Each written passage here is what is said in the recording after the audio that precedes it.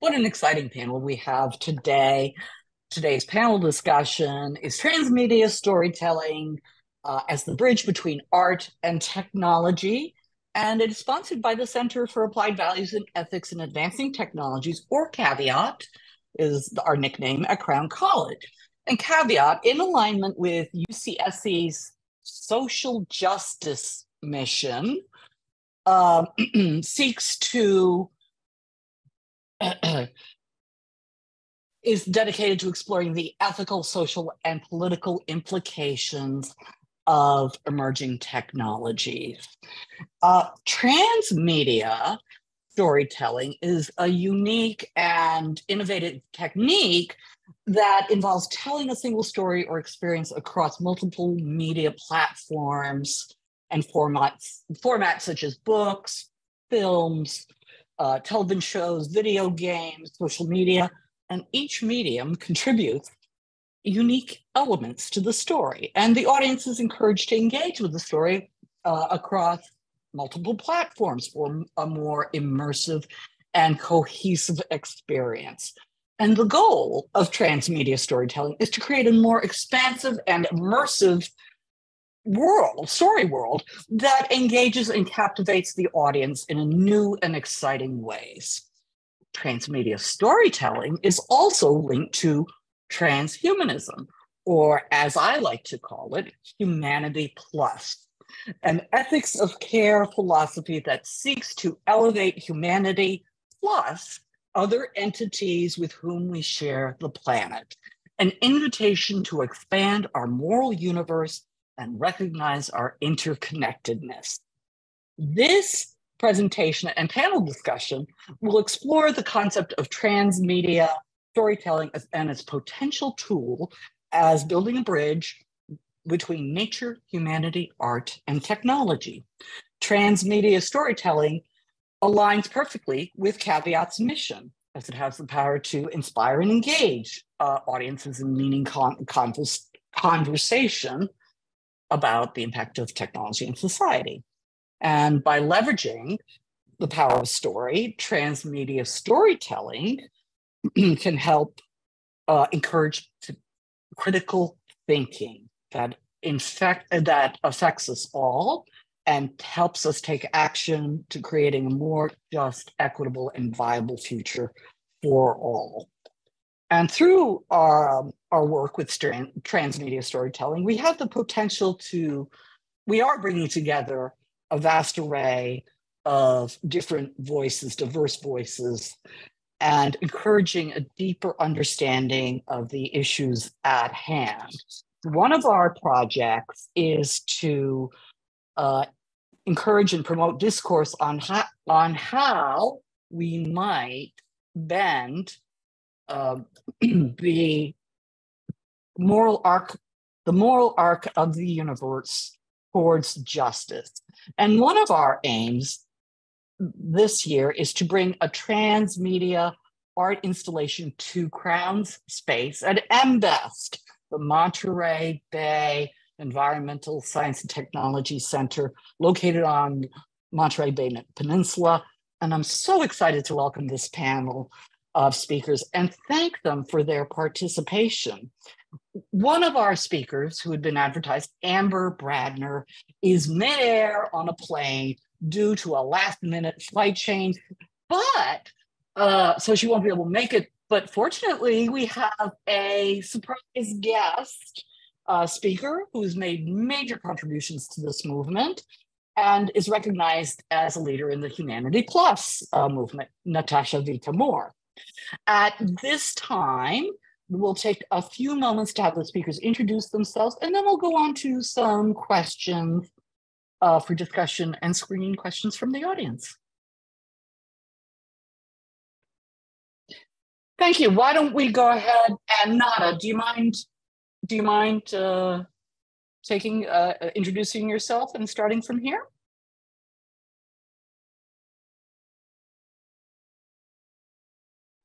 Nada, you're on mute. Nada, you're muted. I'm not muted in the physical realm, but I am in the, anyways. I was just You're okay now. I'm in multiple worlds right now, as we all are, I guess, really. But my name is Nada Milkovich. I am a lecturer here in Crown College. I'm also the project manager for the Center for Innovation and Entrepreneurial Development. I actually started teaching as a second life career. I was a construction manager for 20 years, and I built mostly train stations, highways, bridges, all kinds of stuff, but trains was my thing. And at 40, I realized I was unhappy. So I went back to school and I got my master's in fine arts here at UCSC in digital arts and new media. And from that, I got the credential to be able to teach at the university level. And I'm also an artist myself, or as I like to call myself, an artivist. That is an activist and artist. So my artwork is my form of activism to make the world a better place. And in many different ways, mainly environmental and social justice. And so I work in digital film. I work in podcasts. So I'm a digital storyteller. But I also do it in the analog. I have a radio show. So I do it in person by my performance art. And so I really like to converge the worlds, use them, the best parts of the physical realm, the analog realm, mixed with the best parts of the digital realm, which is all we can do because this is our reality, really. So I think that's about it. What do you think, Linda? Thank you, Nana. Yes. Why don't when we come back, perhaps there are people in the audience. Well, we'll see who's in the audience there in the classroom. But Mike, yeah, we've got 5 students. We've got a handful of people there. Cool. 5. Yay. All right. Michael, why don't you go next? Hi, my name is Michael J. Masucci. I'm coming to you from Santa Monica, California, where I serve as the commissioner and chair of the Santa Monica Arts Commission. But more relevant to this discussion, I'm the custodian, for a lack of a better word, of a 44-year-old archive of originally analog, then mixed media, and then for many, many years, digital media, a seminal arts organization in Los Angeles called EZTV, not to be confused with a illegal and much better known group of the same name. We're a group that began, I'm a cisgender male, but it was largely a group started by queer men in West Hollywood at a time when neither the art world nor Hollywood was terribly accepting or inclusive of things outside of their comfort zone. And so they created their own world. And from day one, the inclusivity of their design allowed for every kind of not only cultural movement, not only gender preference, not only sensibility, but everything from transhumanism to many, many of the seminal digital artists in Southern California, resulting in us not only being the first, what was then called micro cinema, showing films on video projection, to being among the world's first computer art galleries. We did our first international internet event years before the World Wide Web in 1987, linking West Hollywood with Sri Lanka, with Arthur C. Clarke, and on and on and on. However, this amazing history is largely unknown. So the hat I come to you most with today, relevant to transmedia, is how do we use the proliferation of tools that are available to get underrepresented voices, incredible narratives, incredible ways that people locked out of the system managed to create their own system, their own distribution networks, their own exhibition networks. And how do we tell these stories? And I'll close by saying next year in 2024, Santa Monica College is going to do a 6-month retrospective on our early efforts, well, actually going to the present, and also our longstanding collaborator, L.A. Sigraf, a name that should be known to anyone in the digital community. And I look forward to the panel. Thank you for having me. Thank you, Michael. Why don't we have Mackenzie go next? Yeah, thanks, Linda. I'm Mackenzie Floyd. I have many hats as well as everyone else in here, but I teach chemistry at CSU Monterey Bay, and I also am curator at the National Steinbeck Center in Salinas, and I am also a working artist. And I do all of these things because having all of these aspects fulfills me. And I would say that all of the different roles I play, I am actually trying to share a very similar narrative, which is that nothing exists in a vacuum. And there are connections that can be found between science, art, technology, history, economics, all of that.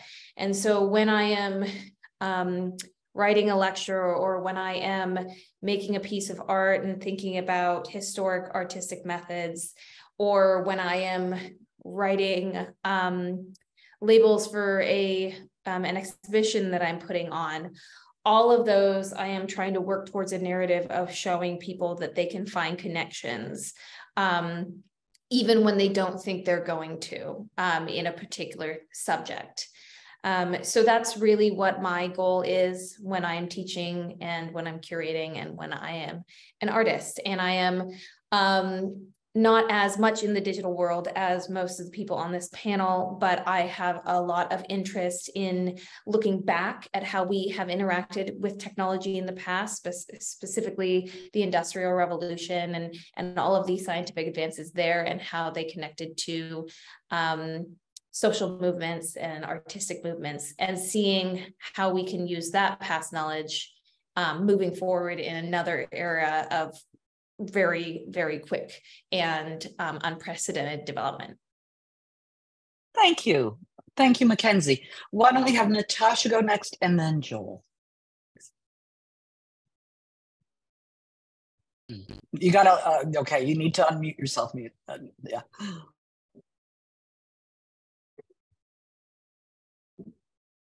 You're still muted. Hold on. Unmute. There. It's great to be here. Thank you, Linda, and everyone on the panel. My name is Natasha, and I have a history with a diverse background like everyone here. I authored the Transhumanist Manifesto. I co-created the movement.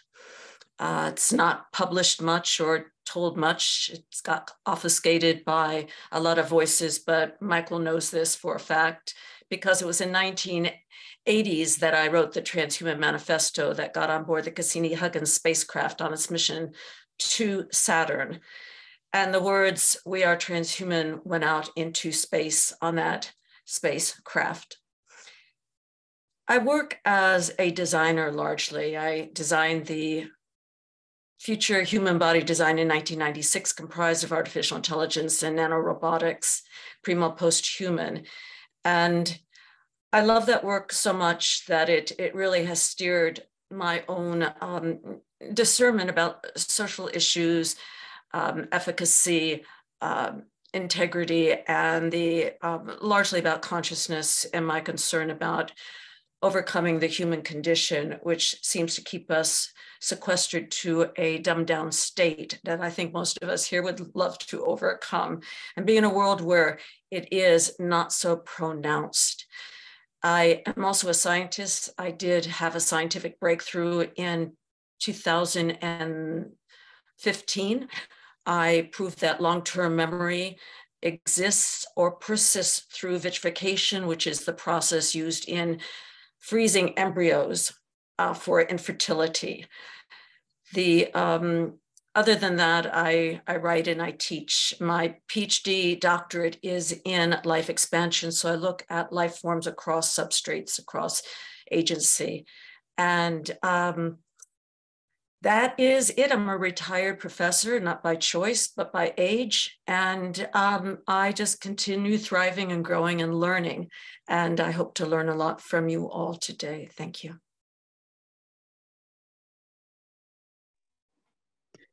Thank you. Thank you, Natasha. It's a pleasure to have you here. Joel, yeah, tell us a little bit about yourself. You're an amazing storyteller, but that is just a little bit. Thank you so much, Linda. And yeah, welcome. Hi to everybody from Saturday night here in London, but I believe an early afternoon for everybody on the West Coast.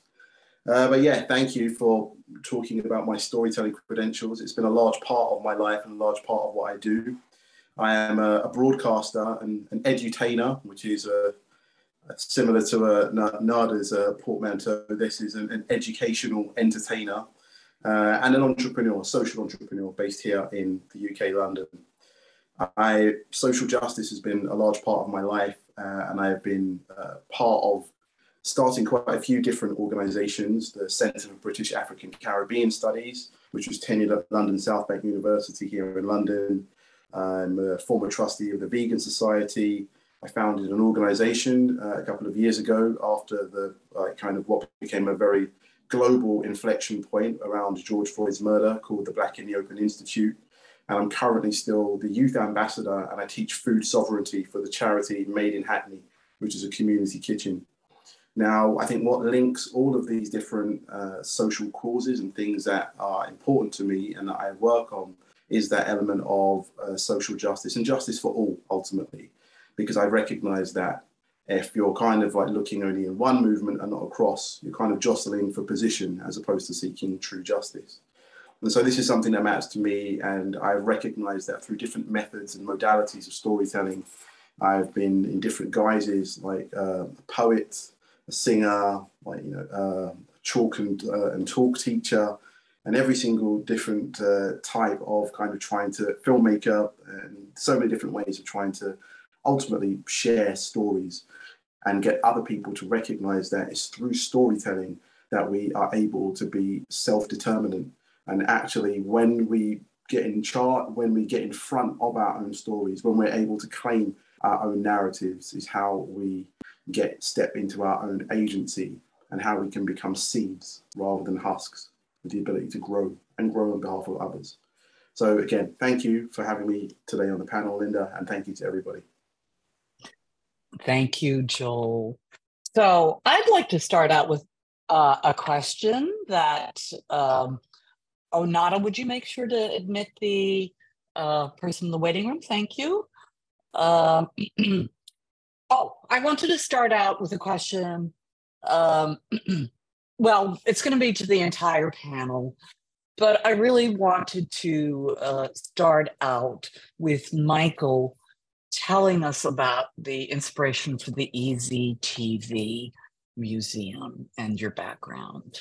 And how do you think, and this is the general question is, how do we ensure that transmedia is accessible to make sure that everyone has access to it, not just those who necessarily have access to certain technologies? Well, Linda, let me begin by posing a question. Who decides what is remembered?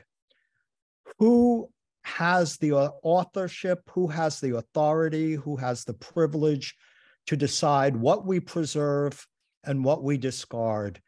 Not only objects, but cultures. Not only cultures, but entire movements. Who gets to decide? For better or worse, I found myself the custodian to an archive of people who, on the surface, some might say I shouldn't be representing. A largely queer group of people decimated by the AIDS pandemic, resulting in a complete transformation of the group that I was as a cisgender man, a minority within, finding myself not only in its leadership, but with the responsibility to help people remember. And for 27 years, along with my late partner, Kate, that Natasha and Linda knew, we dragged over 100 boxes of ephemera, films, photographs, videos of people whose families had abandoned them during the AIDS pandemic, of a community that didn't care. And finally, just short of a decade ago, the USC, of all places, has the world's largest queer archive. It's called the One National Gay and Lesbian Archive. It's an entire building. And after years of negotiations, they welcomed this enormous collection into their permanent collection. But what it did is it then focused the other narratives that were part of the Easy TV story: the performance artists, the feminist art, the punk rock art, the transhumanist art, and perhaps most significantly, the overarching emergence of the digital art aesthetic. And so that's why Kate and I felt we had an obligation to keep this material alive long enough for someone else to care. It slowly started to happen. In 2019, the Pompidou in Paris did 5 events on Easy TV's history, sent 3 scholars here 2 years later for a month. And next year, we'll do a final presentation of their research. And next year, as I mentioned, Santa Monica College will do 6 months of retrospectives. So I hope that I can move on after that. Thank you for allowing that very long answer. No, that was great. Thank you. Because we only have an hour, listen, I'm going to go ahead and move on to Mackenzie, because actually what you were saying, Mike, segues nicely into what she does. So Mackenzie, why don't we hear what you have to say? Yeah. So I really liked Mike's question of who decides, what is recorded. And I work in the sciences, which historically is filled with white cisgender men. And I teach at a university that is an HSI, an Hispanic serving institution.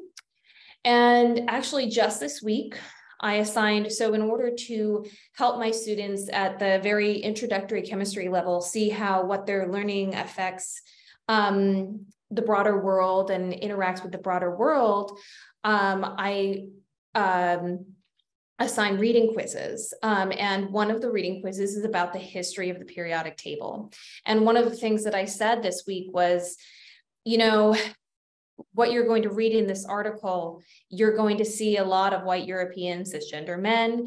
And it's not because they were the only ones who were good at science. It's because for a very long time, they were the only ones allowed in these spaces.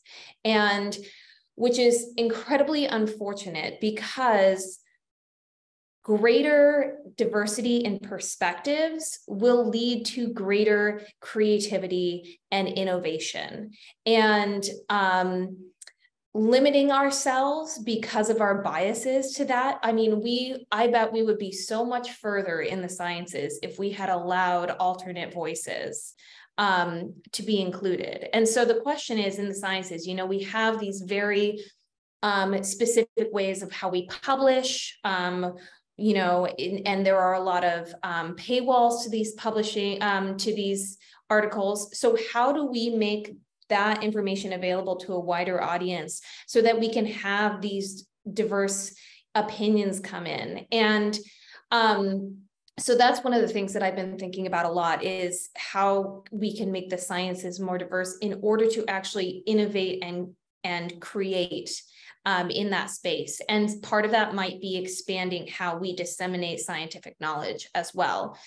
And then beyond that, I also have my curatorial work. And in terms of that, once again, I'm telling the same story. It's how is the narrative of the exhibition? How can you connect it to different groups of people? And sometimes it's just little, there's infinite points of connection that you can tell in any narrative. And I just do my best to kind of make as many connections with the audience as possible, so that even if they might not be engaging with the material at face value, there might be one thing that they pick out from that narrative and then they connect with, and then they run with it. So that's how I, in my work, try to encourage diversity through transmedia storytelling, you know, and my media, you know, it's the classroom, and then also my art, and then also the gallery. So sometimes they intersect, but sometimes they're separate, but I'm doing the same work in all of them. Okay. All right. Thank you so much. So I'd like to move on to Nada. Nada, if you could share, you bring such a unique perspective to all of this too with your background. Would you mind talking about how you make your, you know, how you use transmedia in an accessible manner and in a way that helps maybe bend the moral arc of the universe towards justice? I'm gonna need I love what everybody has been saying, Amber and Michael, as far as the need to question who's making the story, whose story is it, what do we remember, and how do we bring in more diverse people to tell their stories. And for me, digital media and the internet have an incredible potential to democratize that storytelling and the ability to amplify your stories. So when I started, let's say radio, if I use that medium as my lens for this particular question, it was analog. It was transmitted through the air. You had a transmission station that transmitted it through, you know, various technical apparatuses. And I felt like it was really important to bring on other people's stories and not just to hear the cis male older voice, which is what you still hear when you turn on the radio. You hear a white old man or a younger white guy, right? And for me, the heart of storytelling is creating an empathetic connection. And so we need to hear other people's stories so that we can connect with them, so we can empathize with them, so that we can celebrate our humanity that we have together. And so that's what I did. I invited guests that I knew would not normally get the amplifier that we would have through the radio. And now we have what? Podcasts, right? So radio is now, the digital version is the podcast, and anybody can make a podcast. All you need is a smartphone, and you can do it all. You can edit it, you can broadcast it, produce it, and then broadcast it. And so the technology really is an aid, a tool for us to be able to bring diverse voices, to make sure that what's remembered is what is important to all of us, as opposed to one center or segment of the population. And thinking really strongly about how we're framing these stories as well. And the medium really does, as Marshall McLuhan said, the medium, I wouldn't say it's just the message, but it's a big part of the message. So what our story is, and then how it goes through the various media that we have, these platforms, whether it goes through social media, whether it goes through a podcast, we have to be aware of what that platform does to that message.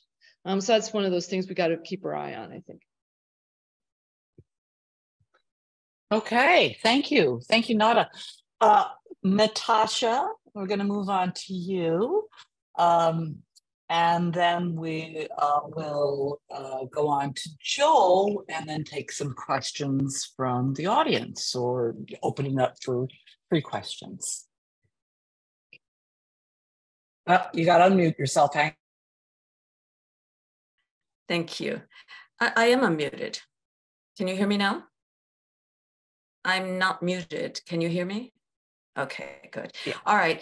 So I changed my background after listening to Michael, and I wanted to reflect on that as well. who decides what is remembered? Well, not only that, but the ideas. And not only the ideas, but the creations, and not only the creations, but the cultures and the movements. And it really touches me hard. And just this past week, I've done 4 different interviews with different publications, Forbes magazine, podcasts out of London. Another one is a German documentary, and the list goes on. And I find that it's really hard to bite my tongue. I'm tired of not standing up for myself. And in the background here is a video I made at Easy TV in 1980s. And this is me here when I was acting and making films. And the title of it is Two Women in B and W, Two Women in Black and White. And I wanted it to be exceedingly binary, black and white. You're straight, you're gay, you're woman, you're man, you're good, you're bad.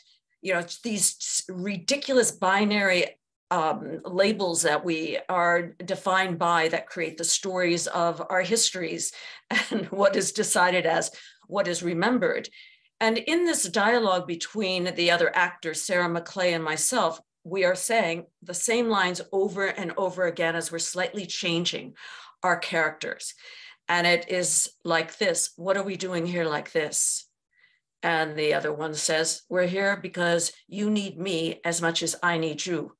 And it continues on. So where it's very subtle changing. Now, this video got top billing at Women in Video. And I don't, Michael, I can't remember, it's 1985 or something like that. And it was directed by John Doerr. And John Doerr was the founder of Easy TV, and someone I loved very deeply. He was quite an astute librarian for the Motion Picture Academy of Arts and Sciences. And Michael worked directly with him and maintained Easy TV after John passed away from AIDS.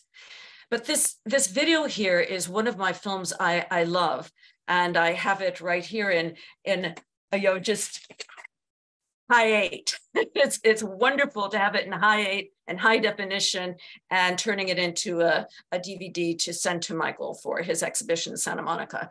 But the bottom line here is that I think this is such an important question that Michael presented, that I think that it almost sums it all up. We can't not accept white men because they're men and they're white, and just because they were there before us or they forgot to mention us.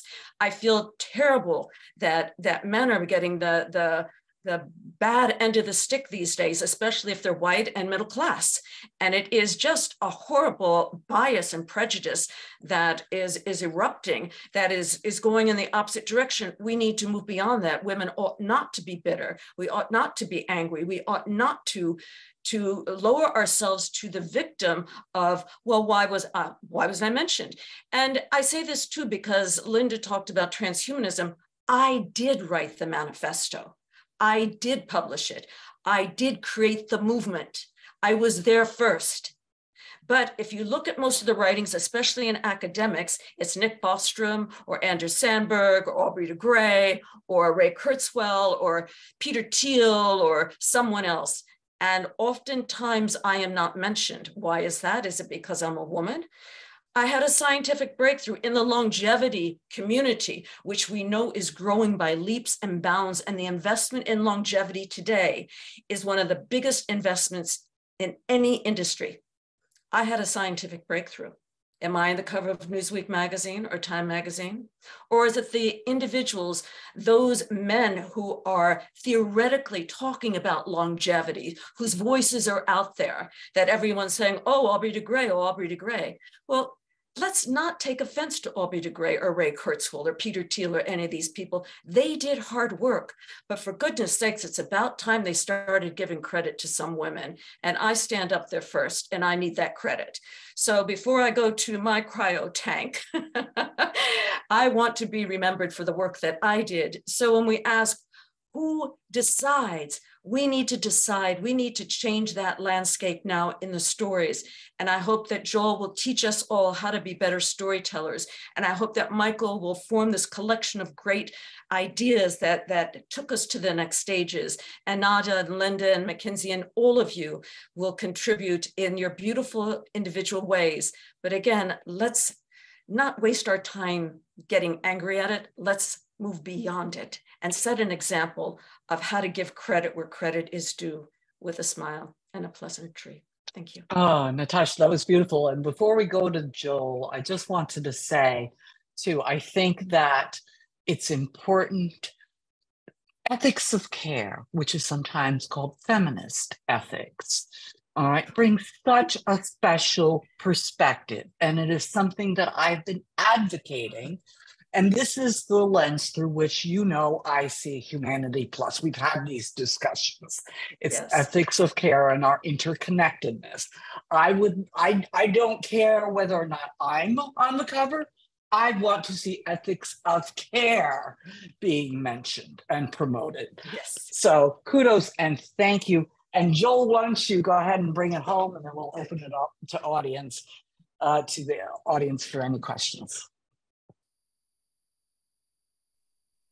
Well, yeah, thank you so much, Natasha. That was actually a great segue for, and again, mentioning me in the storytelling capacity, because it was something that I'd written during the week when like ruminating on this conversation at large.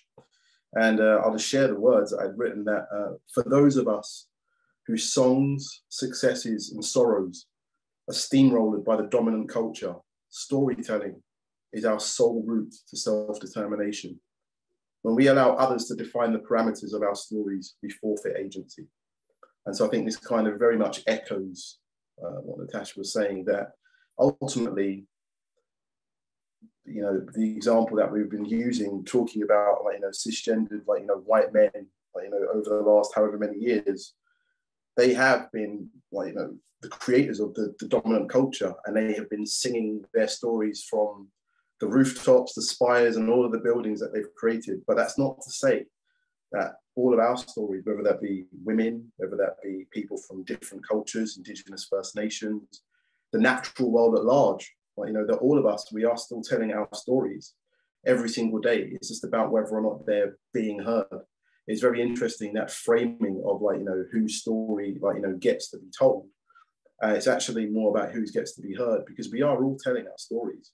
But it's just about us taking, like, you know, a little bit more time and care, and making sure that what we can do is we can look down as well as up, and try and make sure that we nurture those coming up behind us to understand how stories are being disseminated, and how that they can be in charge of their own narratives as we move forward. I think for myself, you know, teaching food sovereignty particularly to young children or younger children from like marginalized groups here in London, I found that, and again, as a parent as well of two like infant children, I find that even baked into the children's books that we read is this idea that, like, you know, food comes from shops as opposed to food comes from the ground. This idea that, like, you know, that kids, their first toy is going to be a tractor or some kind of extraction mechanism, as opposed to like understanding how they fit into ecosystems, but thinking that everything is about like building new shopping centers and building like things that are surplus to ultimately to our planetary requirement. And so I actually think that the building blocks of the stories that we tell ourselves, that we, like, you know, invest in, that in essence, like, you know, take up the large quantity of our lives, we just kind of need to take the time to deconstruct those and then recognize where we fit in them purposefully and intentionally, and then like rewrite with ourselves as, you know, heroes, this hero's journey, and recognize what it is that we can do to make sure that for that next generation, that as these acorns and apples fall from our trees, that we're making sure that the soil that they fall in is fertile, and that we can make sure that a new generation and people around us, I suppose ultimately as well, students here, you know, at the university, that you don't see that how things are is how they have to be, that what is only one thing, but what if is something that we can author. I love that. Thank you. In the words of Tyrion Lannister, it's easy to confuse what is with what ought to be, especially when what is has worked out in your favor. Thank you, Joel. I think what we're going to do is open it up for some questions and see if there's anything else we would like to discuss. Oh, please go ahead, Mackenzie. I just want to, in response to both Natasha and Joel, I think this really kind of comes in. I just want also to bring up the fact that it's not just, you know, recognition is incredibly important, but it's not, it comes down deeper than that, because the stories that are told affect what comes next. You know, specifically in the sciences, you know, we, as much as scientists try to look at data and fully eradicate our biases, you know, that's impossible to do completely, but we do our best. But it's not just the analysis of the data, it's the creation of the data that comes from our biases and our personal and societal values, right? So the stories that we tell and the recognition that we get then creates these values that then turns into greater innovation. And if the innovation is only in one direction, only comes from one story, we're only going to have innovation in one direction. So I think tying that all together, I think that's really important to it's not just telling the stories, it's also where the stories will take us next. Thank you. Yeah. Would anybody on the panel like to make any other comments? Because otherwise, this is what we're going to do, is I'm going to open it up to see if we have any questions, but also then we'll circle back, and I would like to ask each one of the panelists to come back and give us, if you had to say in one sentence, what you'd like to leave for your thought, for discussion, a final thought. What would you like to leave with all of us today to think about, the statement you'd like to make? So you can think about that, and I will see, let's see if there's anybody. Nada, is there anybody in the classroom there who has any questions? Well, does anybody have a question? I don't know where's my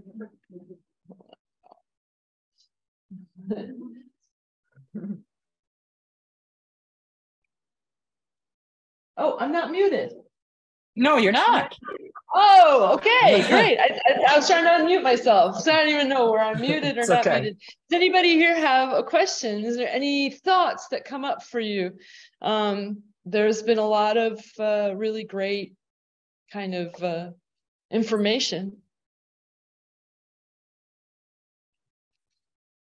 Peter, do you have any questions? Oh, I have a question. They're needing to process a little bit. Let me. I hope some of my students are there, but cool. Sure, I have a question. So, like, I have some history in this area of transmedia storytelling and construction of fake narratives purposefully. So, and in fact, that's how how I originally heard about it a long time ago. But beyond that, which I'll come back to, I think the originator of the idea, Marcia Kinder, at least that's the person who coined the term.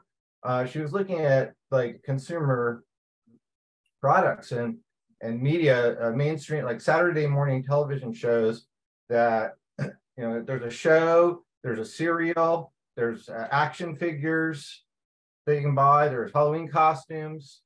It's a product of consumerism, and leading, to various, crises that we face now, where we're so awash in stuff that we don't need, it's hard to even notice it sometimes.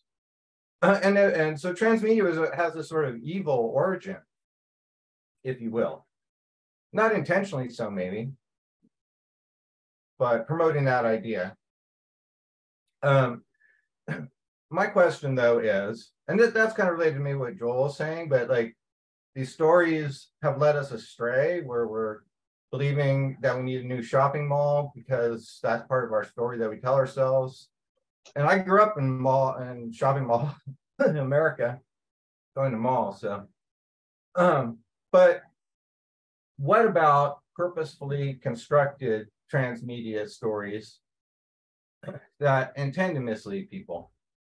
And the thing that pops to mind, well, two things pop to mind. One is obviously QAnon. And I don't want to delve into QAnon itself and its construction, which I have studied and I know something about, like, but it's use of this idea to spread bad ideas. If someone feels otherwise, I'm sorry, but like I'm not going to debate QAnon, but I'm just saying they're using transmedia, and somebody knew what they were doing. Like they did it on purpose, using these ideas, and they were educated to them, not naive. Peter. So, yeah. I'm sorry. Yeah. No, So it raised the question, and I ask everyone on the panel, raise the question, what can we do about misuse of the idea of transmedia narratives? We know that they're super powerful. Everyone's sitting here saying that. What's to be done about that?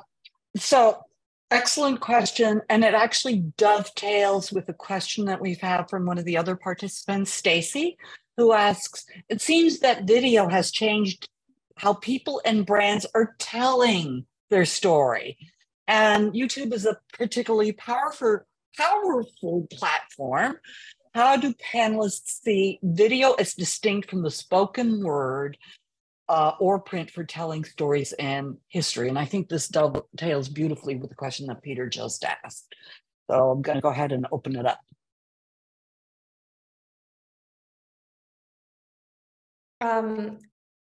I can give a little bit of an opinion in that I am of the firm belief that technology is not good or evil. It's not good or bad.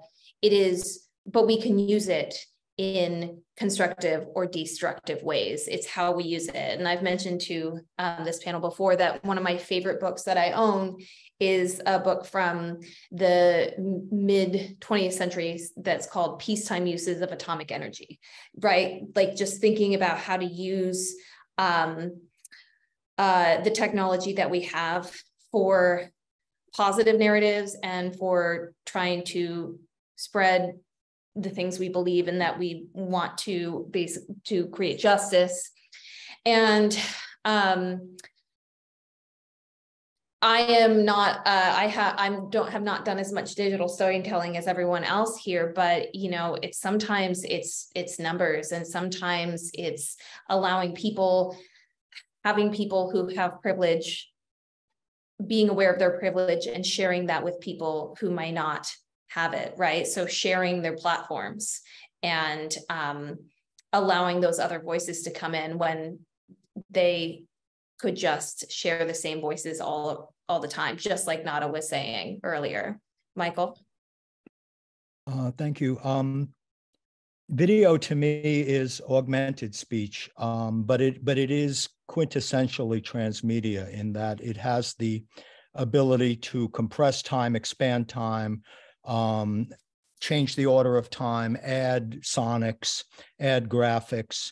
It's the precursor to where if we don't self-annihilate ourselves as a species, we are likely headed, which is a largely augmented form of perception and sensory awareness.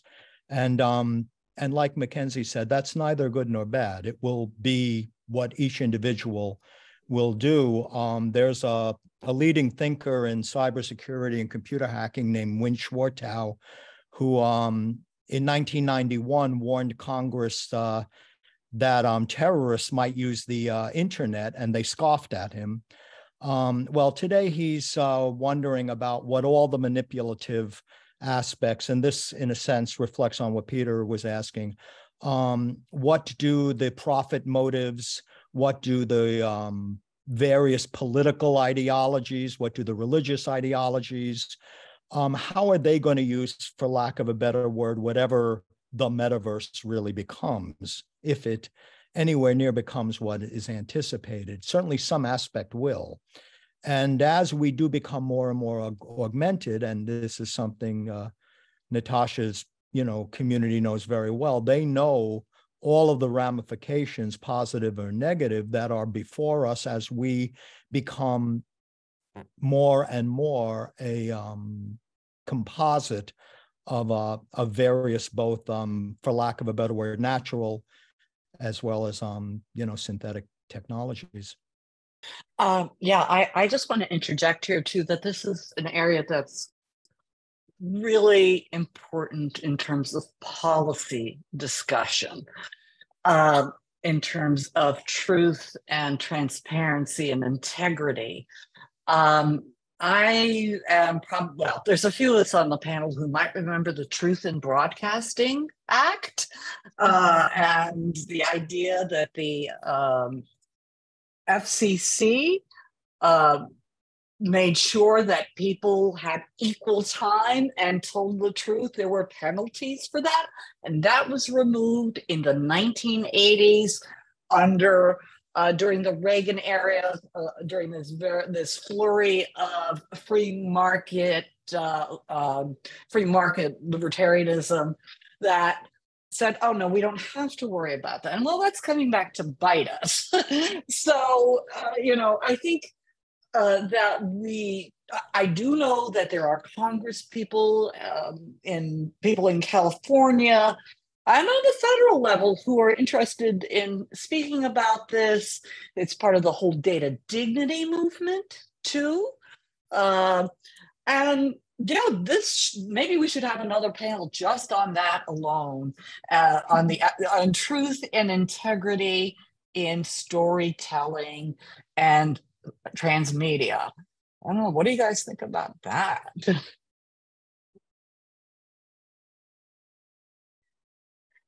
Great idea. Any questions? We have 3 minutes left. Any questions from the room here, the physical realm here? No.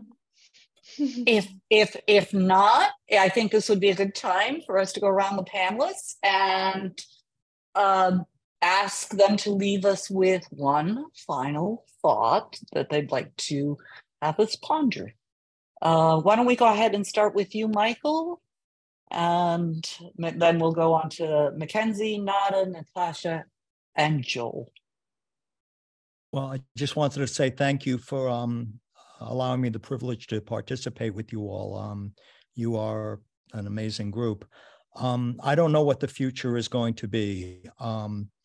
And I'm equally concerned that I don't know what the past was.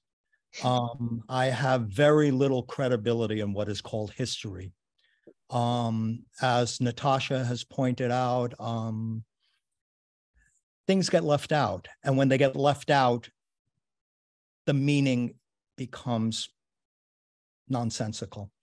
So as we build our collective future, let us try to drag along with us as many shards and scraps and pieces of artifacts that we can manage to preserve, so we have some idea what this jigsaw puzzle called humanity was.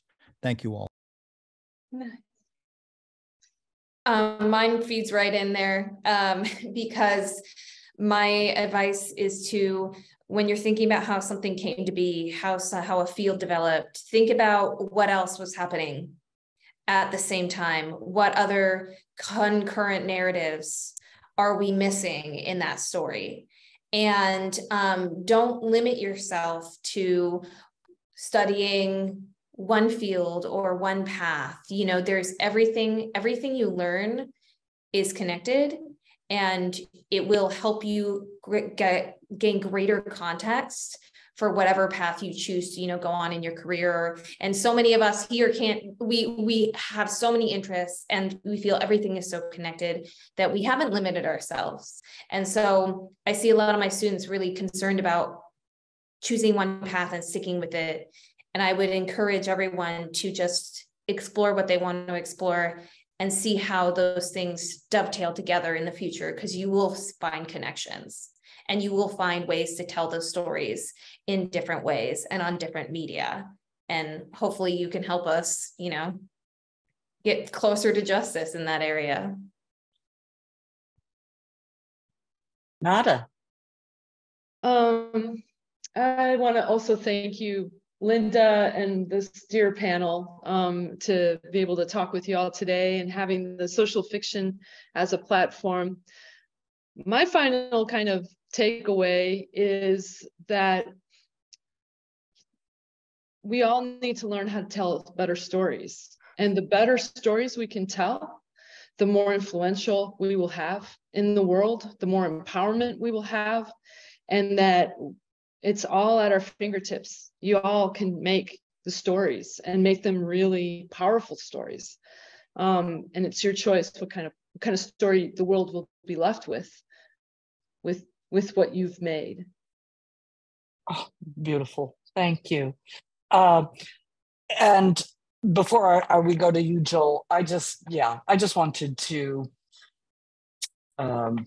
supplement and iterate what everybody was saying, that, you know, we have choices. We make choices every day.